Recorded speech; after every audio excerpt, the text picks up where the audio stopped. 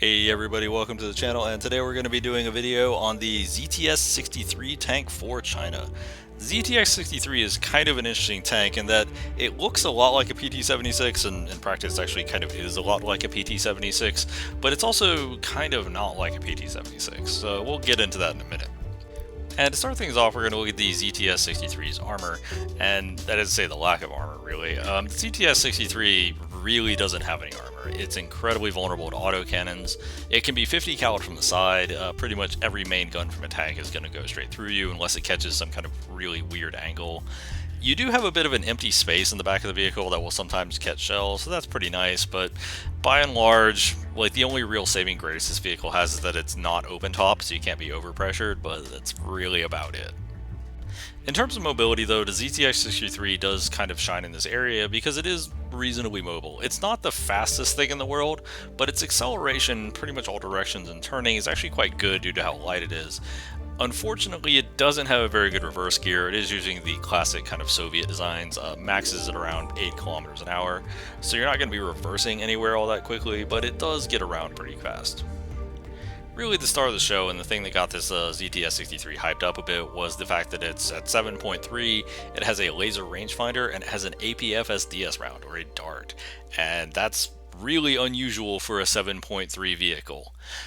The problem is you don't actually get the laser rangefinder or the dart right away, and this is where a lot of the usability problems with the gun on the ZTS63 are going to come into play.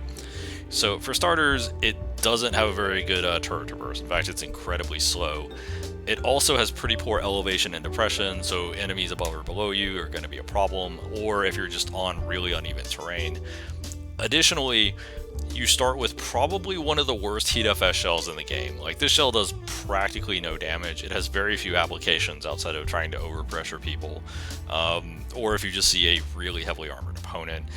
That's really all it's good for, and this is essentially your only stock shell, and it is awful. Like, it is really bad.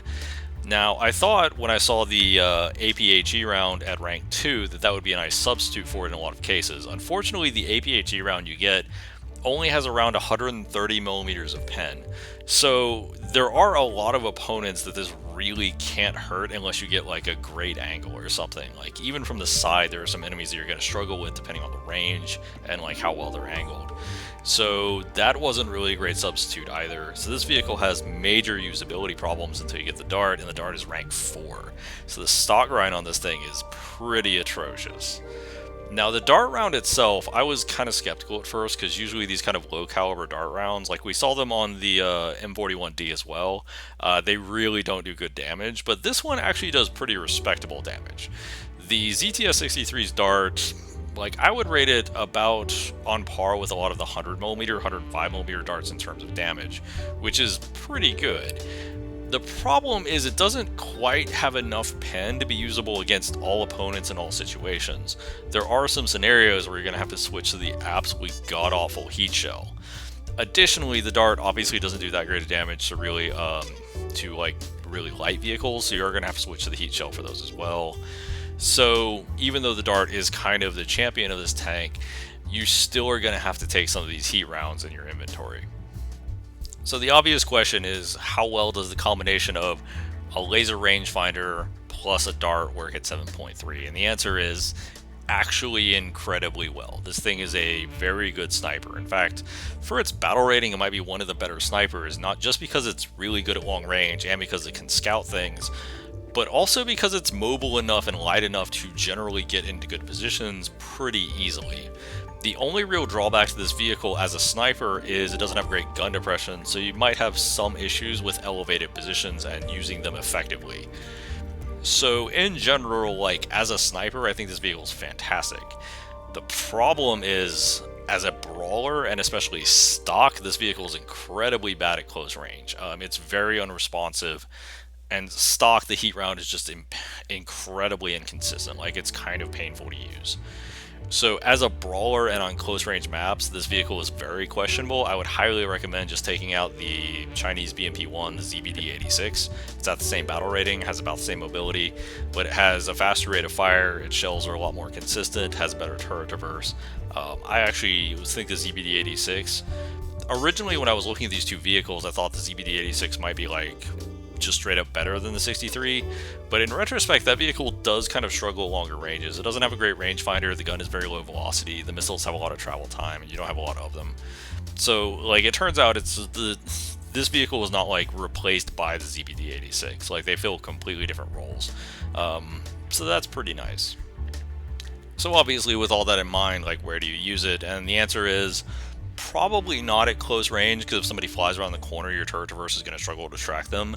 But really, any prepared position at medium range and at longer range, because a lot of opponents will just struggle to hit you, but you can easily hit them, it works perfectly fine.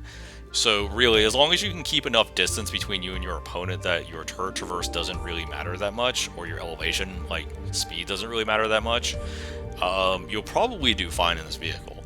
Like, the shell works, the laser rangefinder is pretty good.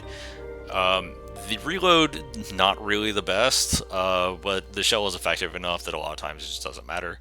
So yeah, broadly speaking, I think the ZTS63 is really at home in any kind of prepared position, and at longer ranges it can do pretty well just because a lot of opponents will struggle to hit you. At close range though, oof, this thing is just not good. Like, it is aggressively bad. So when I first got this vehicle, I kind of hated it. Like, I thought it would just be another, like, M41D, because the M41D is just awful. Like, that thing is terrible. But the more I got to use it, and especially once I unlocked the dart, I actually found it to be quite good. Gets into position pretty easily, uses positions pretty easily. Oh, and it's a great complement to the ZBD86 and the M48 patent that you have at this battle rating. So they generally work together as a nice team. Like, the patent is probably the most effective brawler. The ZBD86 is really good at medium range, it's very responsive, and meanwhile ZTS63 can take any long range maps you have. Overall, I think the Chinese 7-3 lineup is pretty competent now, and the ZTS63 was a great way to round it off. Broadly speaking, I think it's probably worth your time. It's at least kind of an interesting play experience, especially for the Chinese tech tree at this battle rating. It's not anything like amazing, but it is pretty effective. So yeah, give it a shot. And that's our video for the day. Hope you enjoyed it, hope you had fun. If you did, please leave a like, comment, and subscribe. That really helps the channel. And have a nice day, everybody.